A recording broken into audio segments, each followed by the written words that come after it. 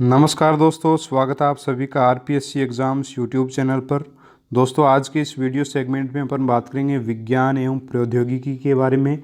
जो unit number 3 है अपना साइंस का, जो रीट साइंस का जो सिलेबस है उसमें यूनिट नंबर 3 अपना विज्ञान एवं प्रौद्योगिकी है। यूनिट 1 में दोस्तों पूरी बायोलॉजी है जो कंप्लीट मैंने करवा दी है। यूनिट नंबर 2 में आपकी पूरी फिजिक्स है जो कि मैंने आपको पूरी कंप्लीट करवा दी है। यूनिट नंबर 3 के अंतर्गत दोस्तों यूनिट नंबर 4 के अंतर पूरी केमिस्ट्री है जो वो भी मैंने आपको कंप्लीट करवा दी है। यूनिट नंबर जो 3 है इसके अंदर दोस्तों विज्ञान एवं प्रौद्योगिकी है जिसको अपन 3-4 वीडियोज़ में कंप्लीट कर लेंगे। उसके बाद यूनिट नंबर जो 5 है उसमें आपके पेडालॉजी है यानी कि शिक्षण विधियाँ हैं विज्ञान से संबंधित, उनको भी कंप्लीट कर लेंगे। ठीक है दोस्तों, शुरू करते हैं यूनिट नंबर 3। यूनिट नंबर 3 है आपकी विज्ञान एवं प्रौद्योगिकी। तो सबसे पहले बात कर लेते हैं इसमें अपने जो नायलॉन वगैरह जो रेसे हैं उनके बारे में, साबुन वगैरह, इन सारी चीज़ों के बारे में अपन बात करेंगे। एक्सरे वगैरह है तो काफ़ी डिटेल से, काफ़ी लंबी चौड़ी यूनिट है तो 3-4 वीडियोज़ इसको कंप्लीट करने में लग जाएंगे। ठीक है दोस्तों, तो शुरू करते हैं आज का अपना वीडियो।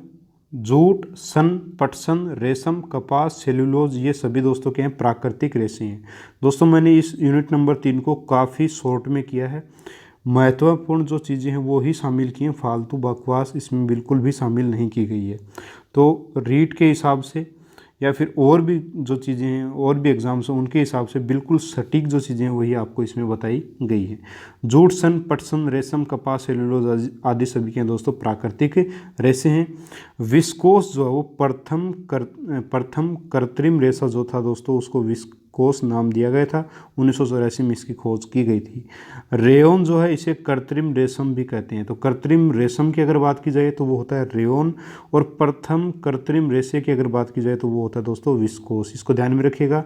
जो कृत्रिम रेशम होता है रेयोन वो सेल्यूलोज द्वारा निर्मित होता है और सेल्यूलोज एक प्राकृतिक रेशा है। तो प्राकृतिक रेशा सेल्यूलोज जो है उससे रेयोन यानी कृत्रिम रेशम बनाया जाता है। रेयोन प्लस कपास मिलकर के रेयोन के साथ जब कपास को अपन मिलाते हैं तब उससे कालीन और गलीचा दोस्तों, यानी कालीन और गलीचा जो है वो रेयोन प्लस कपास से बनाए जाते हैं। अब दोस्तों होता है नाइलॉन। नाइलॉन क्या होता है दोस्तों? प्रथम पूर्णतः संश्लेषित कृत्रिम रेशा जो क्या है वो आपको नाइलॉन है।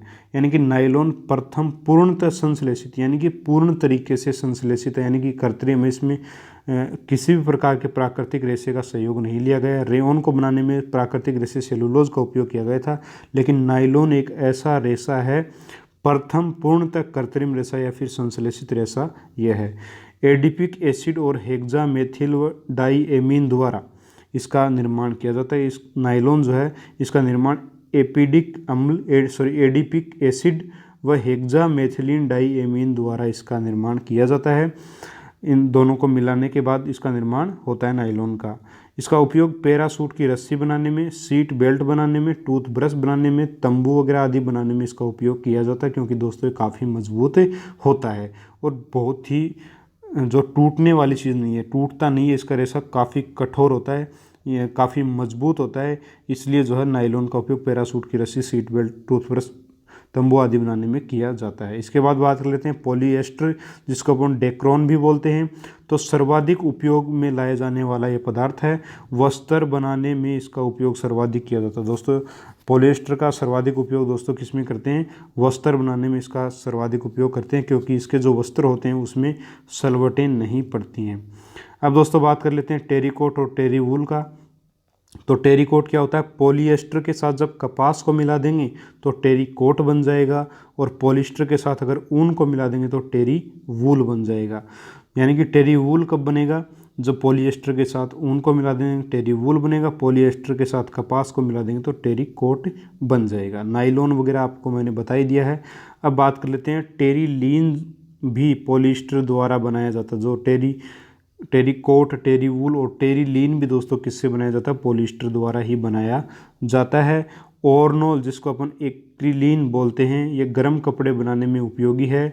एसीटोनाइट्राइल के बहुलकीकरण से बहुत सारे जो एसीटोनाइट्राइल के अणु हैं उनको आपस में जोड़ करके ऑर्नोल नामक रेशा बनाया जाता है। इसका उपयोग गर्म कपड़े बनाने में किया जाता है। यानी ऑर्नोल जो ऊन की तरह होता है, एक्रिलीन भी इसको बोलते हैं। एसीटोनाइट्राइल के बहुलकीकरण से जो है ओरनॉल प्राप्त किया जाता है और इसका उपयोग गर्म कपड़े बनाने में किया जाता है। ठीक है दोस्तों, ये थे रेसों के बारे में बातें, काफ़ी ज़्यादा नहीं है लेकिन जितना भी है इम्पोर्टेंट है। इनसे बाहर क्वेश्चन दोस्तों इससे नहीं बनने वाला। इसके बाद बात कर लेते हैं प्लास्टिक की। तो प्लास्टिक को भी ज़्यादा डिटेल में नहीं कहीं जाने की ज़रूरत नहीं है। यहीं बता देता हूँ कि दो प्रकार का प्लास्टिक होता है। एक होता है ताप शून्य थर्मोप्लास्टिक, यानी कि गर्म करते पिघल जाते हैं। एक होता है ताप दड़ थर्मोसेटिक, यानी कि इससे एक बार जो वस्तु बन गई वो बन गई, दोबारा इसको पिघाल के दोबारा इसका जो है इसका उपयोग अपन जो है नहीं कर सकते। अब ताप शून्य जो प्लास्टिक हैं उनमें क्या आती हैं, पानी की जो बोतलें, बाल्टियां हैं, पॉलीथीन बैग जो आदि जो होते हैं वो ताप शून्य प्लास्टिक के बने होते हैं। उदाहरण के लिए पीवीसी, पॉलीथीन, पॉलिस्टर, पॉलीस्टाइरीन, ये सारे क्या हैं दोस्तों, ताप शून्य प्लास्टिक हैं।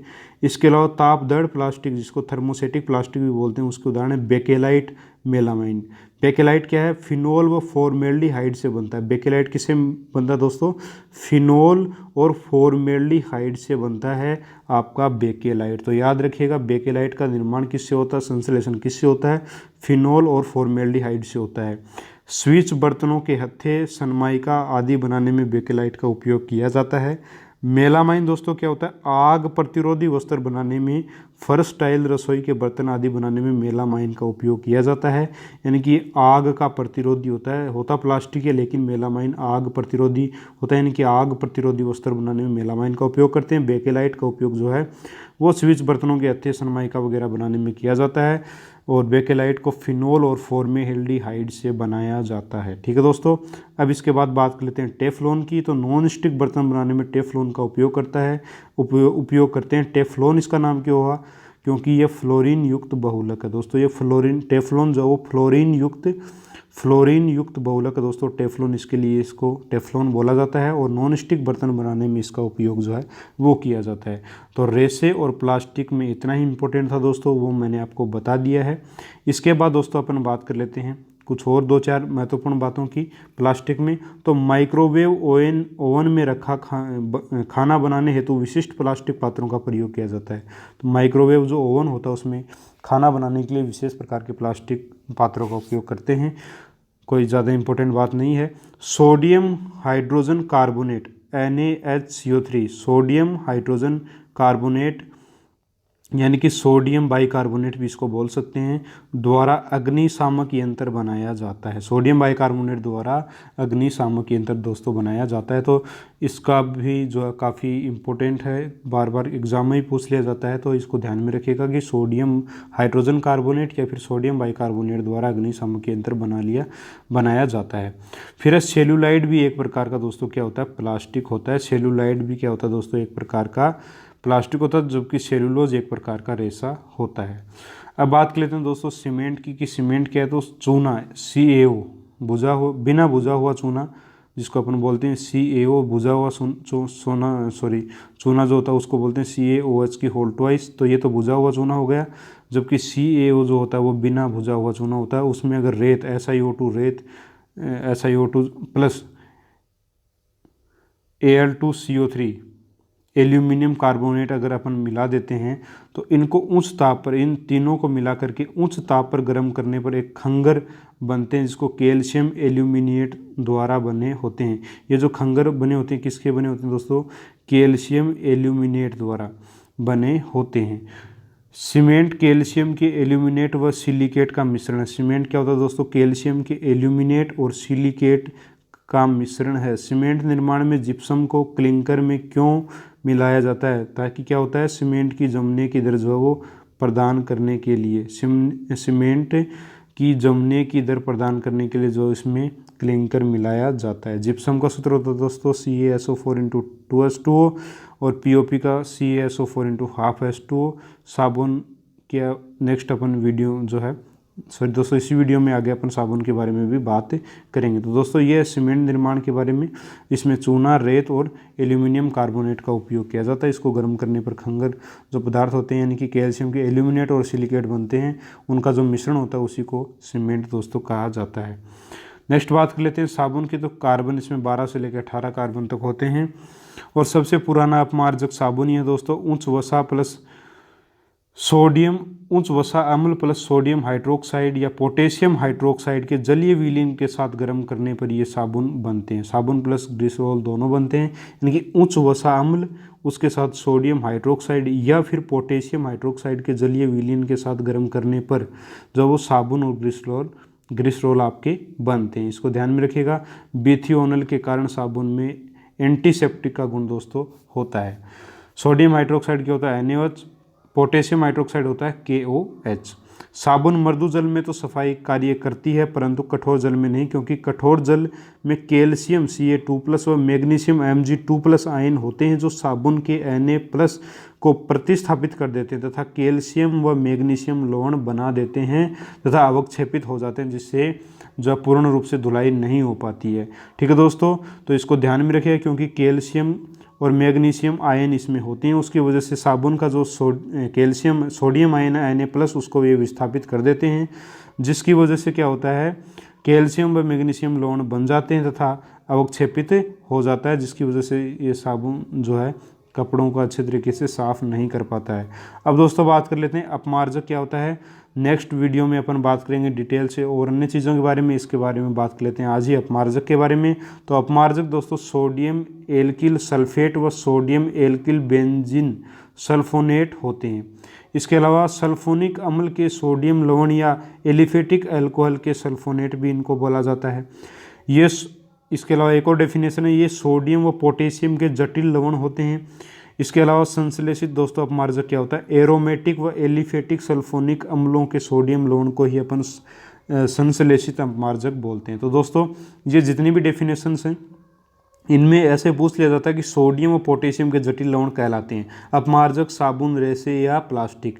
तो अपन साफ साफ बता देंगे अगर अपने को पता होगा अपमार्जक। तो इसी प्रकार के क्वेश्चन दोस्तों आए हुए हैं, तो काफ़ी डिटेल में पढ़ने की आवश्यकता नहीं है, बस यही काफ़ी है। ये जो डेफिनेशंस हैं 3, 4, 5 इनको आप डिटेल से याद कर लीजिएगा, ऐसा का ऐसा याद कर लीजिएगा ताकि आपको किसी प्रकार की इसमें अपमार्जक में दिक्कत नहीं आए। अपमार्जक में 2 भाग होते हैं, एक होता है जल स्नेही भाग, ये मान लीजिए कोई चिकनाई है, इसके पास वाला जो भाग होता है वो तो होता है जल विरोधी भाग, जिसको अपन HC भाग, HC जो अपमार्जक का HC भाग वो होता है जल विरोधी भाग, और जो ये जल की तरफ जो भाग होता है, ये चिकनाई की तरफ भाग जल विरोधी भाग होता है, और जल की तरफ जो भाग होगा बाहर की तरफ, ये जो भाग होगा उसको अपन दोस्तों बोलते हैं जल स्नेही भाग।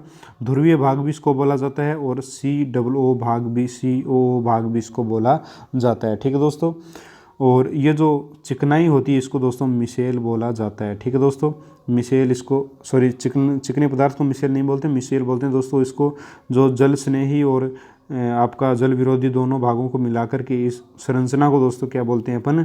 मिसेल बोलते हैं। ठीक है, मिसेल की पूंछ जो होती है वो तो क्या होती है दोस्तों? जल विरोधी होती है, और मिसेल का जो अगला हिस्सा जो सर होता है वो क्या होता है? ध्रुवीय भाग, जिसको भी अपन बोलते हैं, वो जल स्नेही होता है। तो जो HC भाग जो होता है यानी जल विरोधी जो भाग होता है वो चिकनाई के साथ क्रिया करके उसको बाहर, चिकनाई के अणुओं को बाहर खींच लेता है। इस प्रकार से जो अपमार्जक चिकनाई को दूर कर देते हैं, इस प्रकार ये कार्य करता है। तो अपमार्जक से संबंधित जितने भी डेफिनेशन है दोस्तों इसको ज़रूर आप याद रख लीजिएगा। खासतौर पे ये डेफिनेशन इंपॉर्टेंट है, ये दोनों डेफिनेशन जो काफ़ी इंपॉर्टेंट है इनको याद जरूर रख लीजिएगा। साथ ही संश्लेषित अपमार्जक क्या होते हैं? एरोमेटिक और एलिफेटिक सल्फोनिक अम्लों के सोडियम लवणों को ये दोस्तों संश्लेषित अपमार्जक कहते हैं। संश्लेषित अपमार्जक का मतलब दोस्तों जो अपन स्वयं बनाते हैं वो संश्लेषित अपमार्जक यानी कि कृत्रिम अपमार्जक एक प्रकार से इनको बोला जा सकता है। ठीक है दोस्तों, ये था आज की विज्ञान एवं प्रौद्योगिकी पार्ट फर्स्ट में। पार्ट 2 में भी दोस्तों काफ़ी डिटेल से अपन अक्षरे वगैरह उनके बारे में बात कर लेंगे। उसके बाद दोस्तों इनसे संबंधित जितने भी महत्वपूर्ण क्वेश्चन हैं उनके बारे में बात कर लेंगे, और उसके बाद अपन स्टार्ट करेंगे पेडालॉजी को। ठीक है दोस्तों, मिलते हैं अगले वीडियो में एक और नए टॉपिक के साथ। तब तक के लिए जय हिंद, जय भारत।